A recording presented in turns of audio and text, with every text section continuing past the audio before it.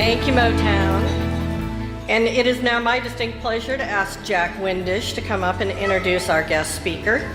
Jack, I'm sure, might have a few reminders about our golf tournament as well. Really? I don't know, maybe. Good afternoon, fellow Rotarians. Yeah, I just wanted to mention one thing. You might want to say a little prayer for Terrell's mother, who was in a car accident. And not only that, but she's got to have Terrell for a son, so she could use a prayer. Got your back, buddy. Yeah, Beth already mentioned our golf tournament is on May the 16th. It's a beautiful, bright, sunny Wednesday. Last year we had a great time. I encourage you all to get a foursome. I really would like to fill this tournament up. I got the cigar lady coming out again this year. That should be really exciting. You didn't tell me. It's good. Getting me off track here. Anyway, I have the pleasure of introducing our guest speaker today, and he is the general chairman of the 2018 PGA Championship to be held at Bellerive Country Club in August. The tournament is expected to generate more than $100 million in economic development for the city. Organizing this event is no small task. The feat will require 5,000 volunteers, 85 committees to plan the event. So please give a warm Rotary welcome to the CEO of HBM Holdings, Mike DeCola.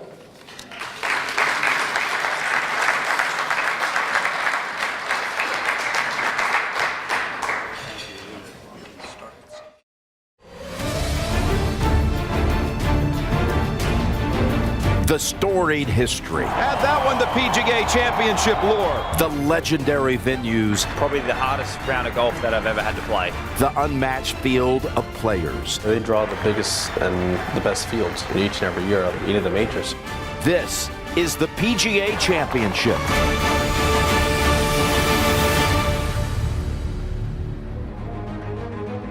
Only the finest clubs offering a stern but fair test have held this major championship. Fittingly, the PGA of America selected St. Louis and Bellerive Country Club to host the 100th PGA Championship. In 2018, the Landmark Championship and Bellerive will be showcased to golf fans around the world. Although the club dates back to 1897, Bellerive's current location, the third in its history, was chosen in the late 1950s. The era's top course architect, Robert Trent Jones, was hired to design the new layout, which opened for play in 1960.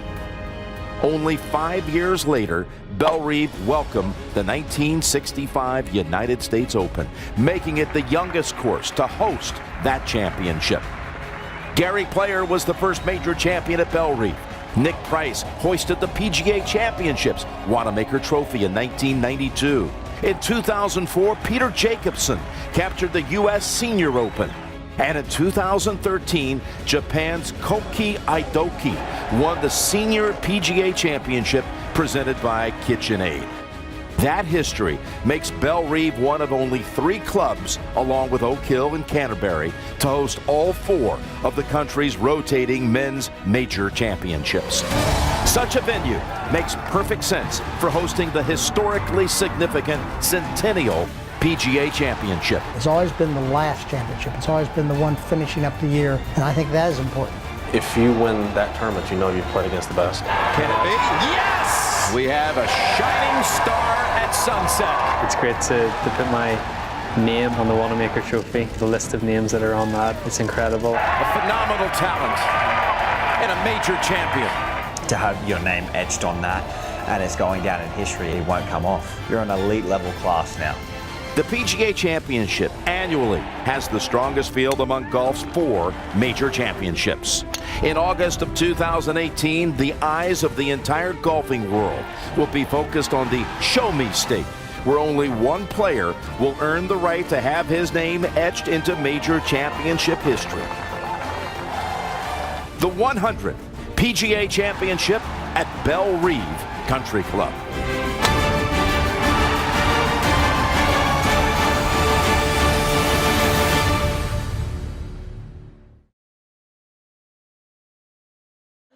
There we go. Well, thank you. I've probably seen that video 150 times in the last 3 years. I still get goosebumps at how impressive this is for our community. I honestly believe that Jim Nance could read the back of a cereal box and give me goosebumps.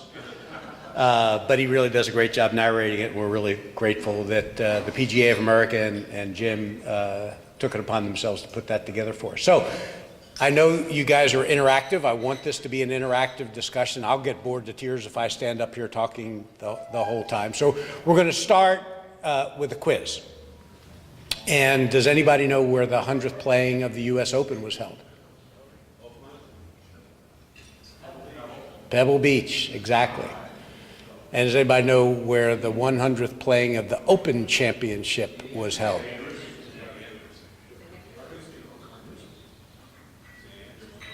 Last year? Royal Birkdale. Royal Birkdale. Yeah, everybody wants to, I thought it was St. Andrews for the longest time, but it's not. It's Royal Birkdale. And in 16 more years, where will the 100th playing of the Masters be? There you go, at Augusta National. And it's really just a terrific honor for our community to put our name up with those three incredible venues as a host of the 100th playing of the PGA Championship. And it's obviously very rare that you get to host a golf tournament. It's very rare that you get to host a major. But to be able to host the 100th is really a tribute to our community and how well we support events that come here. And it's obviously an incredible honor for us at Bellerive to be the host site for that venue. So a lot of people ask, how did it all happen? And like many things in life, if you don't ask, you're not likely to get it. So in about 2010, having come off the BMW championship in 2008, we decided we wanted to make a run at another major. Went down to talk to the PGA starting in 2010. And I would tell you we got a very tepid response. And as we're talking to them about hosting a PGA championship, they came to us and said, the CEO of KitchenAid gets to play Bellerive every year as a guest of Emerson Electric when they host their big golf tournament. And he'd really love it if you guys would host the senior championship. And we happen to have an opening in 2013, which is at the time about 14 months away.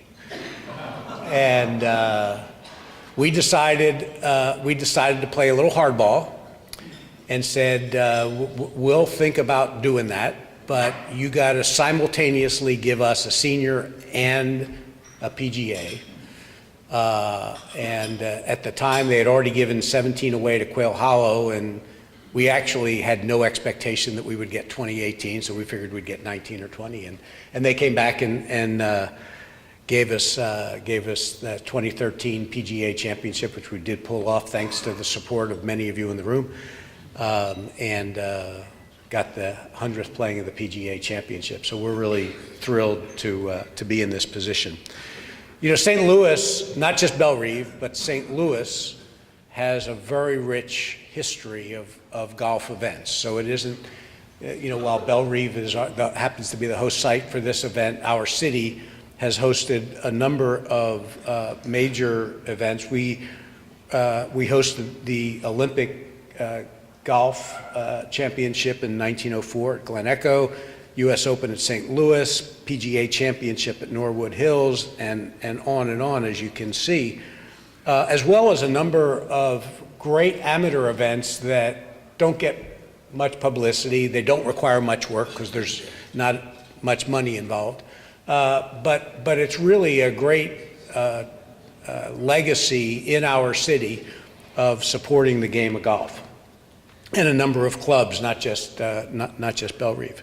So what does it mean? And we've covered some of this already. We've done a couple looks at this, and every time we do it, it comes in at about $100 million of economic impact to the state of Missouri, most of that being in our region. So most of the money will stay here in hotels and restaurants and taxes and a lot of other stuff, and that doesn't count Uber rides. There will be, so when you think about the notoriety we get in the world's eyes, there will be 445, let's round it to 500 million pairs of eyes on our city. And if you were to go out and say, hey, I want to buy media that'll get me 500 million people views, that's about $250 million worth of value to us. There will be over 1,000 credentialed media from 80 different countries, and the 100th PGA, fortunately, there won't be one of those. A lot of people ask me why I'm doing this, because as you heard, I have a full-time job too. And this really is about our community and giving us an opportunity as a region to show the world what we're really about, and not what CNN talks about or MSNBC or anybody else, but for us to dictate what we're doing that is making an impact on the lives of people, not just here, but around the world. And I think it's a unique opportunity that we plan on taking full advantage of. So what does it take to pull it off? We'll have, as was said earlier, over 5,000 volunteers. We need the collaboration and support of the state, a number of regional government officials, as well as the town and country, who's tremendously supportive, as is Creve Corps. Active engagement of not just Missouri, but Illinois and other states. Our neighbors who are tremendously disadvantaged by having their neighborhood swarmed upon and traffic rerouted and people hooting and hollering near their backyards. And we can't be more grateful for the outpouring of support we get from the hundreds of people that live around our course and supporting us in this endeavor. And then obviously, the fact that it's the 100th is going to create an opportunity for a lot more celebratory events than a normal PGA would have. So how do we stand? So as is always the case when St. Louis hosts something, we turned out big and strong and fast. So we opened up volunteer registration on a Tuesday morning at 7 a.m. And by noon on Thursday, every position was filled except for working in the merchandise tent. And we filled that in about 3 more weeks. So we filled out our entire slate of volunteers in about 4.5 weeks, which has never been done. As you've heard, tickets are only available for Monday through Thursday. Said a different way, there are no more tickets available for Friday, Saturday, or Sunday. And those days were sold out before Thanksgiving. But there are still tickets available for Monday, Tuesday, Wednesday, and Thursday. And if you'd like those, you can go to the website of PGAchampionship.com, click on the 2018 tab. I know a number of you have probably been to other events, and I will tell you that Monday, Tuesday, Wednesday are a ton of fun. The golfers are very laid back. They stop and do autographs. They curse and swear out loud because there are no microphones. They just have a lot of fun, and they interact with the crowd in a way that they don't do on the competition day. So it's really, I encourage people, even if you have tickets for one of the competitive rounds, go to one of the rounds on Monday, Tuesday, or Wednesday, and it's just a totally different experience, and it's a lot more fun. And then the only thing that's really left is hospitality. We've done quite well. We're probably over 70% of our inventory, and so we still have some left. We've got a very good prospect list. But I do have my order book with me. If anyone is interested in securing a hospitality venue for the event, I would be happy to secure one for you. So with that, I'm going to let you ask me what you want to know, and I'd be happy to either answer your question or guess. Yes, sir. How much did the golf course have to be updated, or what does it cost? Yeah. Things that you made to meet their requirements? Sure. So there was really only one change they asked us to make, and we actually made it before the senior PGA. So we made the change in 2012. And if anyone's ever played Bellerive, on the 8th hole, it's a par 5 dogleg left. And right at the first dogleg, there's a huge tree, and under that huge tree is a bunker. And the PGA said, you know, nobody's ever going to try and hit a ball over the tree if the risk is that the ball ends up in a bunker. So they asked us to remove that bunker. As a member who golfs there very regularly, I am so grateful that bunker has been removed, because I was beginning to feel like I was going to have to pay for a memorial plate to put there.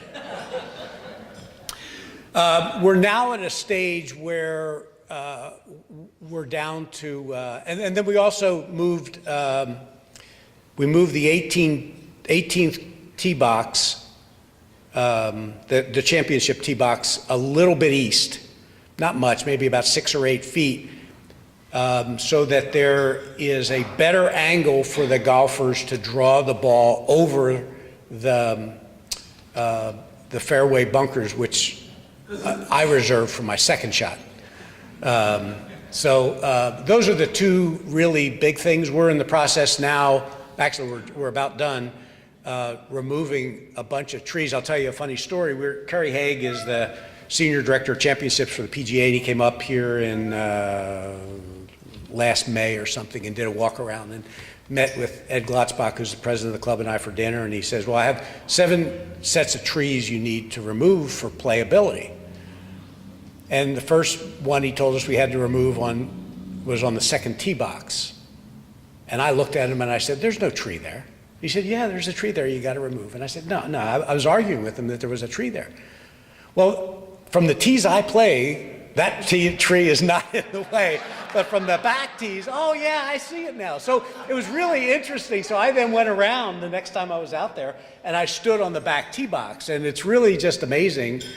When you're not playing those tees, you just don't see stuff because it's not in play for you, but for these guys, it will be in play. So we had to remove about 300 trees. 100 of them were already dead. We probably removed, I think 22 of them were what we removed for playability purposes, so that the players have the option of shaping a shot, either a draw or a fade, depending on the hole. Yes, sir. Mike, you mentioned that tickets are sold out for Friday, Saturday, Sunday. What is the capacity of the crowd? In other words, how many tickets do you sell? How many people do you expect? We really don't know. There's so one of the interesting dynamics is what they call melt. And so people buy tickets and then don't come, which seems weird to me, but it happens. I think a lot of them may be corporate sponsored. You invite somebody and they wind up not coming at the end. But depending on what that melt is, it'll affect the final tally. We'll certainly publish attendance after the event, but guessing what it's going to be now is hard. Kerry Haig, who I mentioned a few minutes ago, does set a capacity limit. He says, here's what I think the course can comfortably hold. Because not only do we have the patrons there, but we have 5,000 volunteers there too. So it's, that's added stress on the course. We had, if any of you went to the senior, we had a couple of pinch points that really bugged us during the senior PGA, and we've done some movement of stairways and other things to try and relieve that. And we're also going to try and limit cart traffic. Way in the back. What's the parking situation going to be this year? The parking plan's not quite finalized. We need about 20,000 parking places. And so we think we have a plan that would make the longest bus ride probably about 20 or 25 minutes. So, which is if any of you have ever gone to another major, that's world class. Most places you're at least an hour on a bus. So we're really fortunate. And the entranceway will be in the front, so people will walk in from Ladue Road, and it'll be spectacular. Yes, sir. Hey, Mike, thanks for doing what you do. PGA is a great philanthropic organization, and very tickled to have them here in our city. Can you give us a little insight as to kind of how they might portray St. Louis to the broader public? Sure. And that gives me a great opportunity to talk about something that is really special and important to me. So when we were applying for our championship, the folks at the PGA of America were really struggling with what are we going to do to resuscitate the game of golf. If you'd looked at participation levels back in the 2008, 9, 10, 11 timeframe, it was on a real downslope. And they did a lot of work, and one of the things that they realized they needed to do a better job of was making a more indelible impact in the communities that they visit, not just the purse or the $100 million we talked about. And so when we put our plan together, we created an organization called PGA Reach, and Reach stands for 5 things. I can't remember them all. I know that recreation is part of it. But basically what we're trying to do is change the trajectory of future prospects for primarily kids in the city by keeping them in school. So our simple mission is doing those things that are helpful in getting kids to graduate high school, which gives them remarkably different job prospects and life prospects than if they drop out. The other thing that we insisted as part of our effort was we weren't creating a new organization. And so our model is to partner with people who are already in the schools and giving them supplemental resources to get where they want to get to from a scale or scope faster. And so we have four partner organizations that we support. Some of them you would have heard of, others you probably haven't heard of, that are in public schools every day, working with kids, helping them with their schoolwork, helping them with their values. And golf is just one of the tools we use to do that.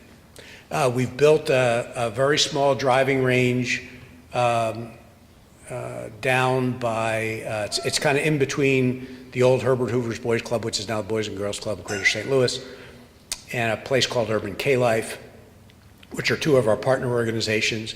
We were responsible for driving the EPA to accelerate the demolition of the Carter Carburetor plant so that we can build an even bigger golf facility down there. But again, our mission isn't to make kids golfers. Our mission is to help kids learn about life and learn about values through the game of golf.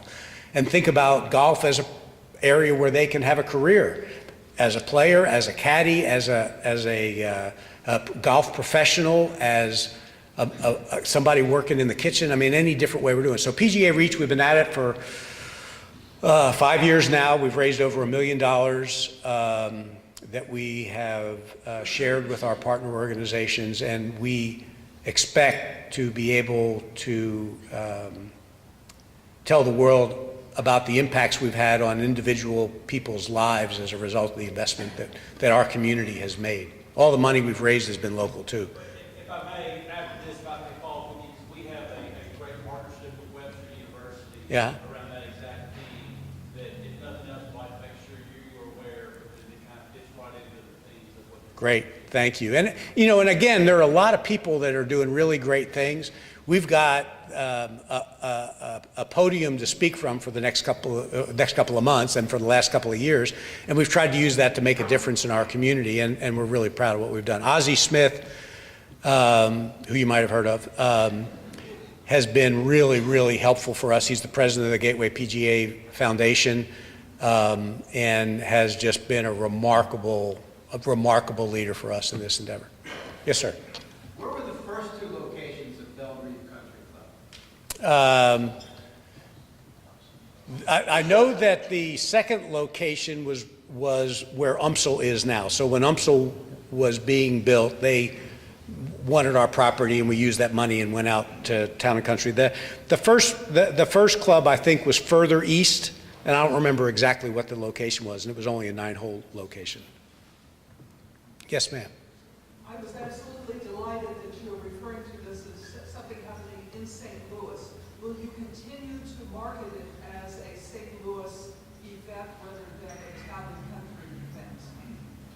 Yeah, I think when you leave the confines of our zip codes, nobody knows who Town and Country is, nor do they care who Town and Country is. So St. Louis has a lot going for it. As you know, we're reopening the Arts Museum this summer. So there's a lot of stuff going on that people associate with St. Louis, and we plan to capitalize on that. Yes, ma'am. By any chance, is there a standby list for volunteers? Is there a what? A standby list? Yeah, we do have a waiting list. Going to the same website? Yes, try that. I'll give you my card on the way out. If it doesn't work, let me know. I bet the waiting list is long. I'm not trying to discourage you. All right. Yes, sir.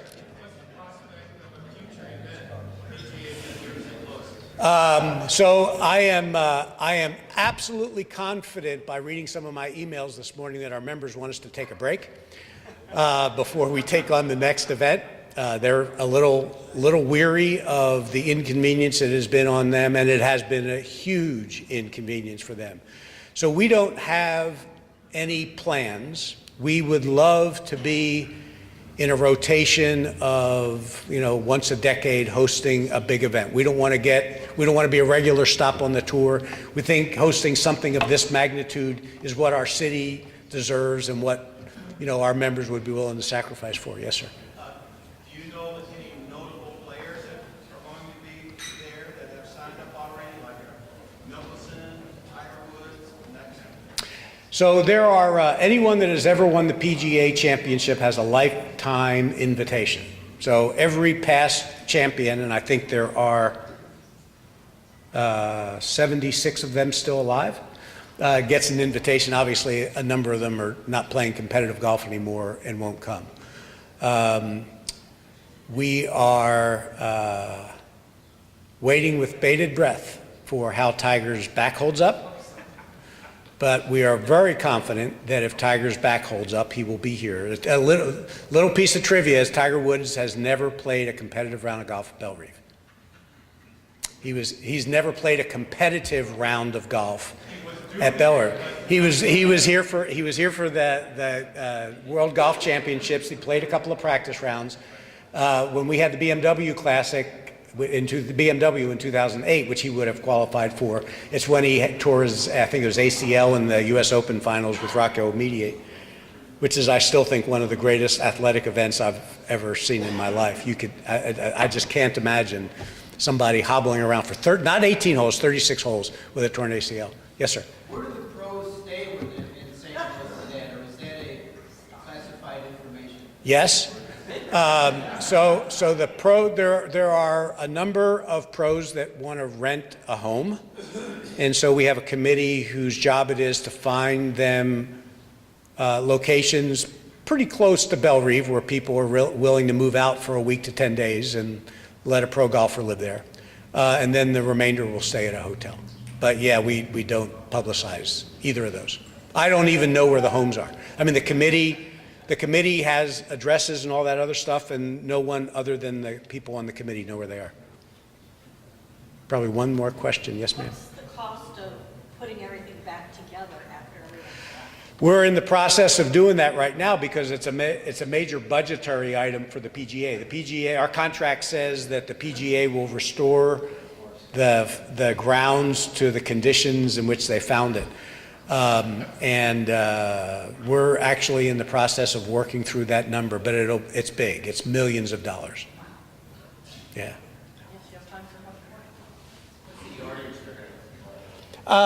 It's like 7,100. It'll be played as a par 70. So the fourth hole that's a par 5 for us peons, and the 10th hole that's a par 5 for us peons, they'll play as par 4s. So it'll play as a par 70, 7,100 yards. Yes, sir. Haven't been to a few tournaments. What's the cell phone policy going to be? So it's really interesting. It's, as you imagine, it's as society has changed, they've had to change their policy to keep up. So one of the committees we had on our organization chart when we started filling it about 18 months ago was cell phone enforcement. Because the policy was you can carry your phone around, you can't use it as a phone, and you can't take pictures during competitive play days. And so we literally had to recruit 80 people to enforce that policy. And if you were in violation, you got a mark on the back of your ticket, and if you had a second violation, you were ejected from the course. In November, the PGA decided that that was getting less and less practical, and so the only requirement is that you turn your phone off and don't use it as a phone during play. But you can take pictures.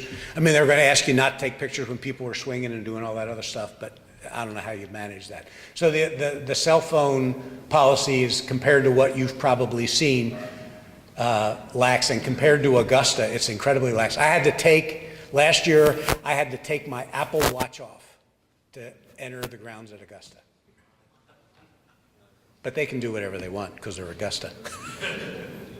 Yes, sir. Mike, is there going to be a cigar concession stand, or do we need to bring our own? I would recommend, so if there is one, it's probably not the caliber you're used to, so I'd bring your own.